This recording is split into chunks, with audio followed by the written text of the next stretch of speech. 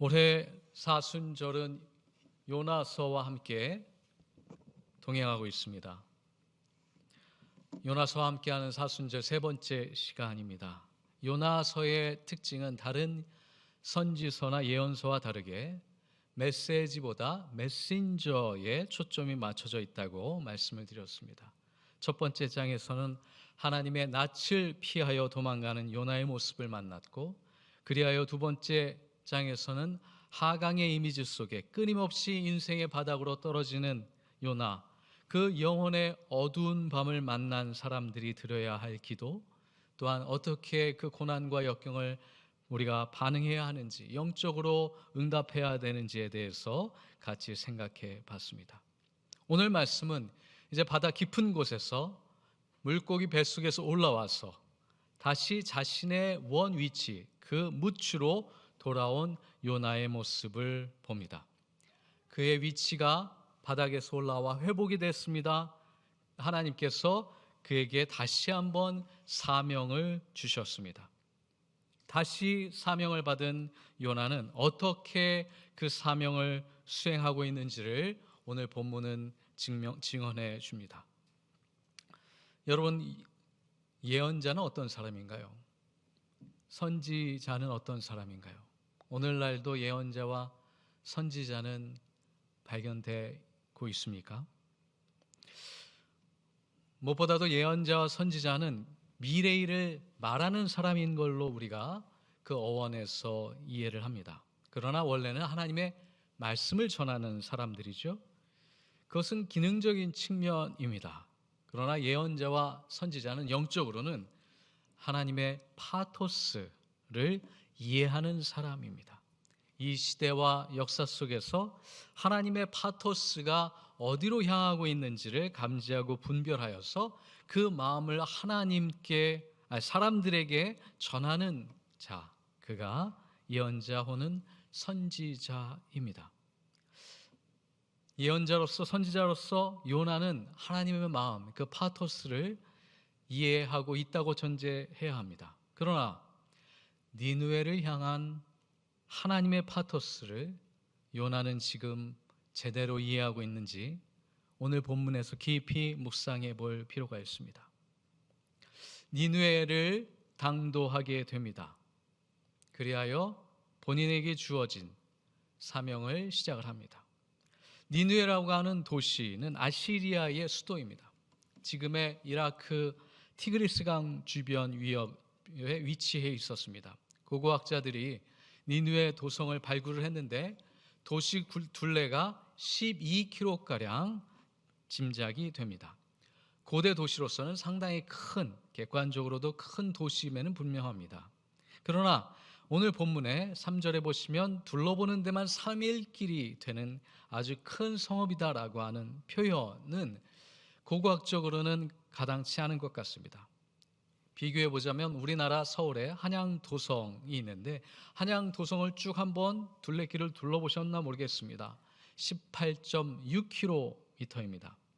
평범한 사람이 천천히 걸어도 5시간이면 당도할 수 있는 거리입니다. 근데 니느웨의 크기를 걸어서 3일 길이라고 하는 것은 그런 의미에서 상징과 은유가 강합니다. 이 3이라고 하는 숫자는 아시겠지만 성경에서 완전수입니다. 충만함을 의미합니다.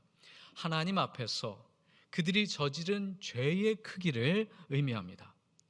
가득 찼다는 것이죠. 죄가 가득 찼습니다. 그런 의미에서 니느웨가 저지른 그 죄의 크기는 단지 그 한 도시만을 의미하지 않습니다. 아시리아의 수도이기 때문에 그렇습니다. 이 제국, 아시리아라는 제국이 저지른 죄의 크기를, 그 충만함을 표현한 크기라 할 수 있겠습니다. 그런데 요나가 이제 니느웨를 가서 하루길을 걸으며 큰 소리로 외칩니다. 40일만 지나면 니느웨가 무너진다. 3일 길을 걸어서 당 끝까지 가서 메시지를 전해야 되는데 하루만 외쳤습니다. 3분의 1만 외쳤습니다. 그런데 요나가 기대치도 않게, 예기치도 않게 니느웨의 반응이 즉각적입니다. 예기치 않게 만난 참회를 오늘 우리는 3장에서 만나게 됩니다. 3일 동안 외치고 나서 40일 뒤에 있을 하나님의 오라클, 그 명령에 대한 메시지가 단 하루 만에 반응이 옵니다. 어찌된 일인가요? 니느웨 사람들은 아마도 이 회개와 참회의 기회를 기다렸는지도 모르겠습니다. 그들은 이미 제국주의자들로서 주변 열강과 아랫사람들을 향한 횡포와 전횡을 익히 느끼고 있었을 것입니다. 마음 안에 있는 양심의 가책이 있었을 것입니다. 폭력과 무력으로 정의를 훼손했다는 사실, 그것이 제국을 이끌었다고 하는 사실에 대해서 마음 깊은 곳에 문제의식을 갖고 있었는지 모르겠습니다. 어쨌든 단 하루 만에 니느웨는 반응하기 시작합니다. 이것이 예기치 않게 뜻밖의 만난 참회입니다. 또한 두 번째 말씀해 보시면 백성들이 먼저 반응을 합니다. 제국이라고 하면 왕이 먼저 반응하여서 명령을 내리고 나면 거기에 대해서 모든 백성들이 반응할 것인데, 어떻게 백성이 먼저 반응을 하고 나서 그 다음에 황제가 그 소식을 듣고 반응하게 됩니다. 저에게 깊은 또한 말씀의 울림이 있습니다. 이게 진정한 민심이죠. 이게 진정한 민주주의입니다. 백성이 변하지 않으면 왕이 변하지 않습니다. 백성이 변함으로 인하여서 민심에 의해 왕도 거기에 적절한 반응을 하고 있는 모습을 우리는 보게 됩니다. 또한 요나가 놀란 이유는 자신들의 정의와 공의가 실현되지 않았다는 사실에 대해서 참회를 하면, 진정한 회개와 참회를 하나님께 올려드리면 하나님이 야훼가 우리를 용서하실 수 있을 것이라고 하는 믿음을 니느웨는 갖고 있었습니다. 야훼를 하나님을 알았는지 몰랐는지는 나와 있지는 않습니다. 그런데 분명한 사실은 진정한 참회를 드리면 초월자 하나님이 그들을 용서하실 것이라고 하는 믿음을 갖고 있었습니다. 이것이 요나가 예기치 않게 만난 참회의 모습입니다. 놀라운 일입니다. 기뻤을까요? 분노했을까요? 놀랍게도 요나는 이 상황에 대해서 그렇게 기뻐하는 모습을 보이진 않습니다. 왜 그랬을까요? 요나는 왕을 만날 의도도 없었습니다. 그러나 자신이 하루 던진 메시지가 하루 만에 황제 왕에게도 전달되어서 니느웨 전체가 회개하는 모습을 보면서 놀라고 기뻐하며 하나님을 찬양했다라고 하는 이야기가 나오지 않습니다. 오히려 정말로 그랬을까 싶을 정도로 이 사명에 미온적인 반응을 요나는 보입니다. 다음 주에 4장에 보시면 저 놀라운 모습을 우리는 요나를 통해서 보게 됩니다. 아니, 죽음의 골짜기를 거쳐서 드디어 이제 두 번째 사명의 기회를 주어진 요나가 하나님의 뜻을 수행하는 데 있어서 어쩜 이렇게 미온적이고 소극적일까요? 거기에 요나의 신앙, 또한 요나의 신학과 깊은 연관이 있습니다. 요나에게 니느웨는 심판과 멸망의 대상입니다. 그들은 사탄의 우두머리입니다. 야훼 하나님이 언젠가는 심판하셔야 하고 멸망시키셔야 할 대상이 니느웨였습니다.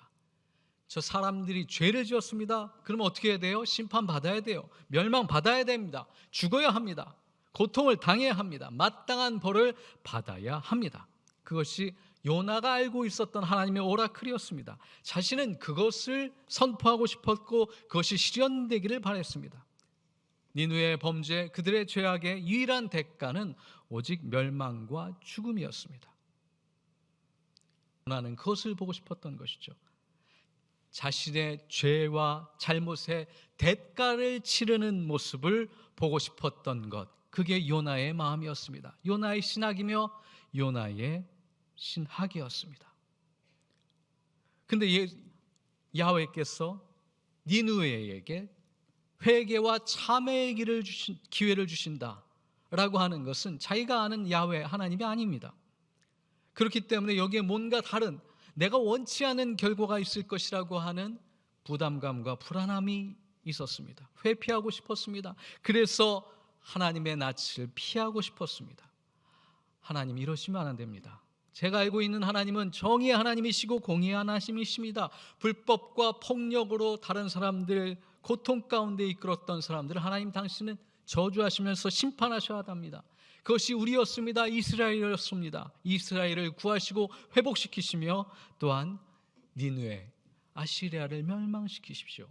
그것이 요나의 신앙이며 기도였습니다.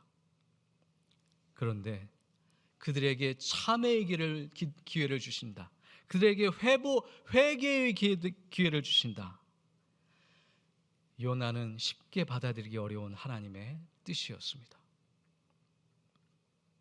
역사적인 배경을 보시면 보다 더 좀 쉽게 이해가 됩니다.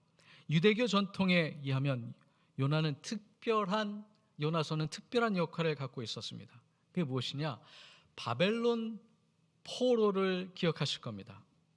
바벨론 포로에 잡혀갔던 유대 지식인들을 위한 특별한 하나님의 메시지가 이 요나서에 깊이 담겨 있다는 것이죠. 바벨론 제국이 페르시아 제국에 의해 점령당합니다. 그 당시에 이라크, 이란 지역에 아시리아, 바벨론, 그 다음 페르시아가 순서대로 제국이 들어섭니다. 근데 BC 538년에 고레스 왕이 칙령을 내려서 모든 포로된 민족들이 자신들의 고향으로 돌아가도록 허락받습니다. 그리하여 바벨론에 포로되었던 유대 지식인들도 다시 이스라엘로 돌아가서 성전을 건축할 수 있는 축복을 받습니다. 그런데 그 일이 있기 전까지 요나를 비롯한 지식인들에게 있어서 이것은 그들이 원했던 하나님의 역사가 아닙니다. 남유다를 멸망시킬 바벨론은 사탄의 제국이며 심판과 멸망의 대상이었죠. 그래서 그들은 그렇게 기도하면서 신학을 구축하였습니다. 메시아가 오시면 바벨론을 멸망시키시고 메시아를 통하여서 우리에게 이스라엘 왕국을 재건해 주실 것이다라고 하는 믿음과 신학을 오랫동안 구축해왔습니다. 그런데 이게 무엇입니까? 바벨론이 멸망했습니다. 맞습니다. 드디어 역사가 이루어졌습니다. 그런데 누구의 손에 멸망이 됐나요?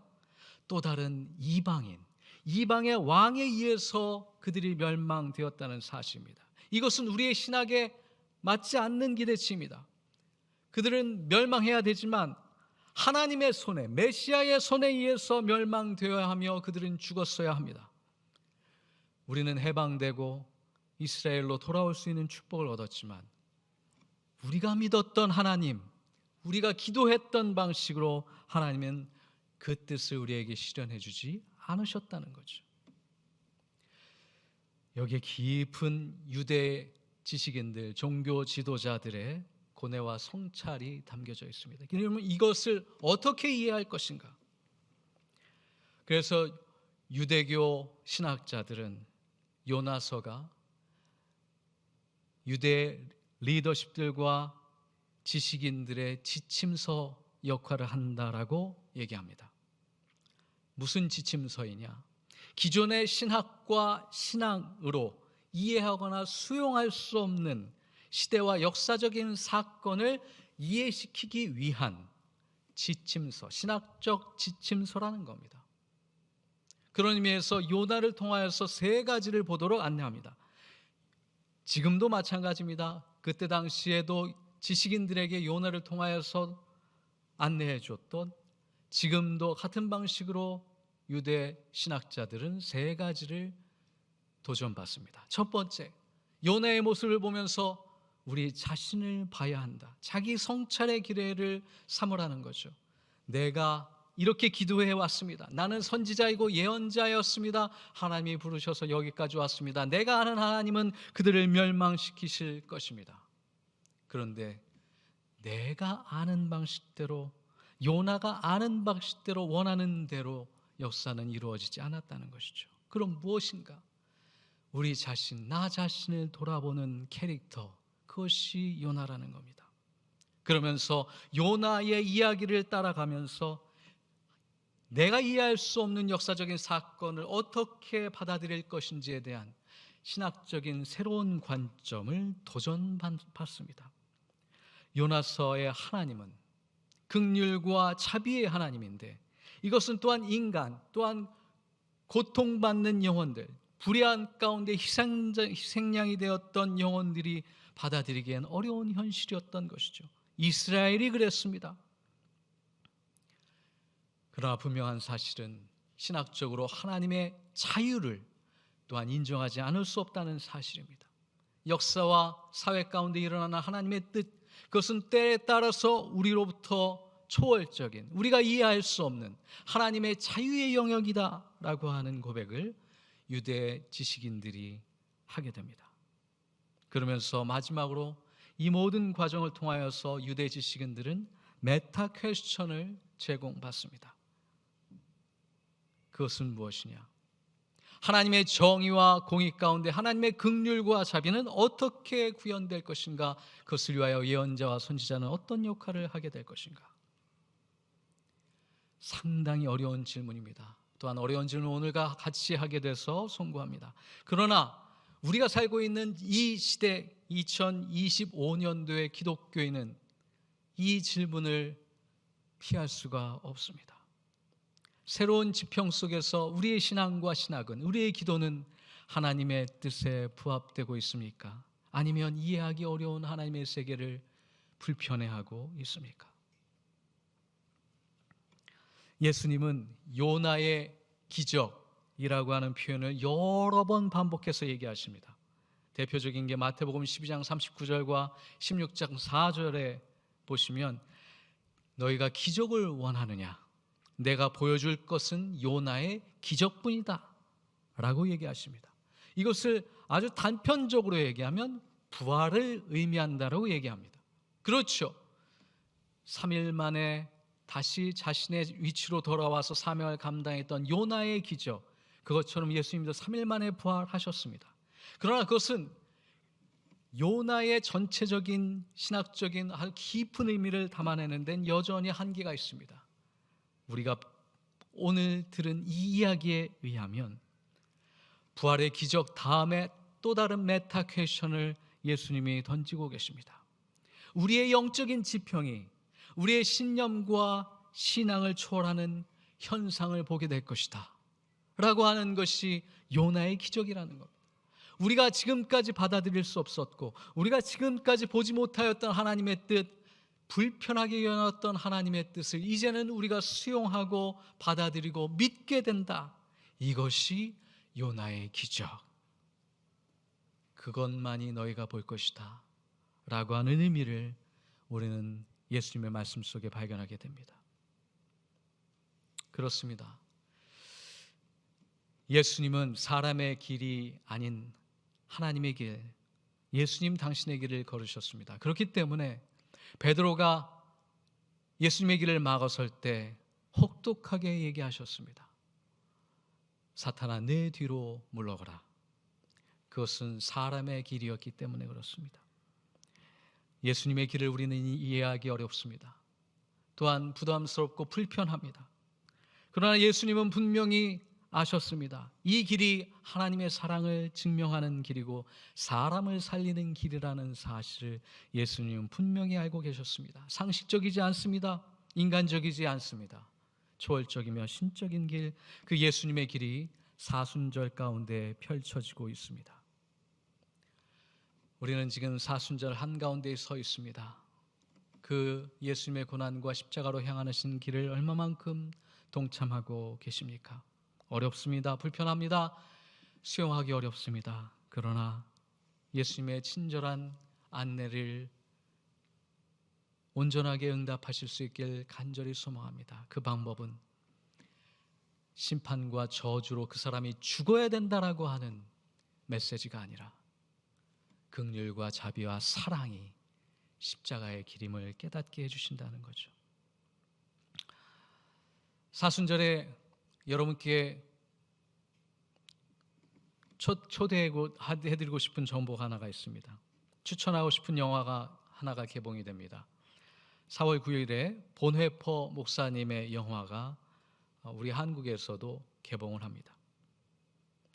기회 되시면 딴 때는 다른 이유로 영화를 보셔도 좋겠지만 만약에 영화를 보신다면 본회퍼 목사님의 영화를 보시면 좋겠습니다. 그분의 저서 중에 저항과 복종이라는 책을 제가 계속 인용하며 같이 나누고 있습니다.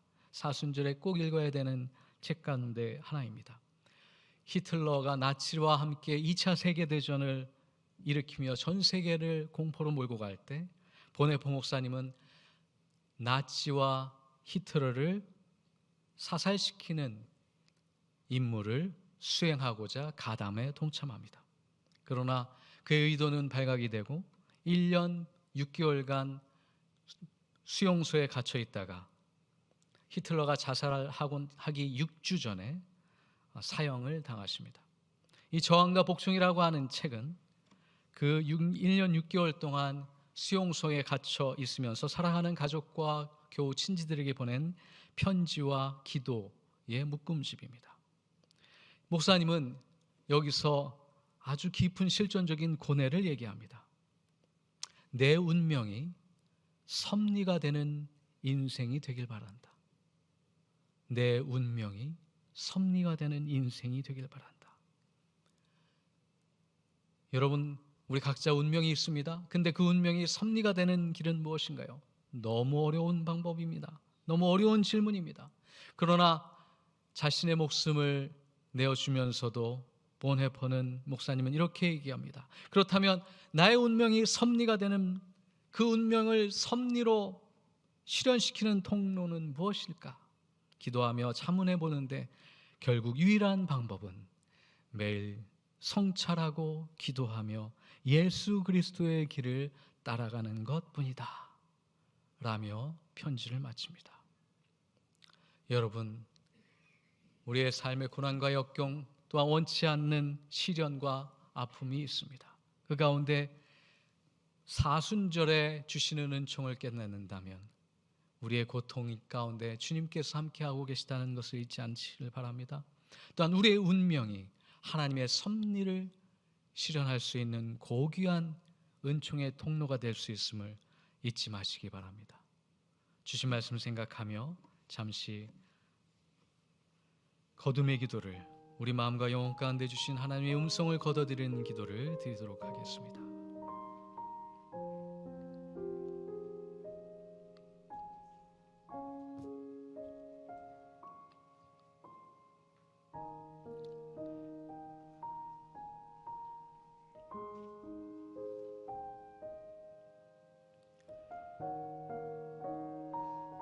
사랑의 하나님, 예수 그리스도를 통하여서 요나의 기적을 우리에게 허락하여 주시니 감사를 드립니다. 요나를 통하여 우리 자신을 보게 됩니다. 그의 분노와 그의 실망과 그의 좌절이 우리 안에 있음을 또한 깨닫습니다. 주여, 우리 안에 있는 기대와 신앙과 신학과 기도를 내려놓고 주님의 뜻을 겸허하게 받아들일 수 있는, 그리하여 또 다른 세계로 인도하시는 당신과 동행할 수 있는 은총을 이 사순절에 우리 사랑하는 모든 영혼들 가운데, 성도들 가운데 허락하여 주시옵소서. 예수님의 이름으로 기도드리옵나이다.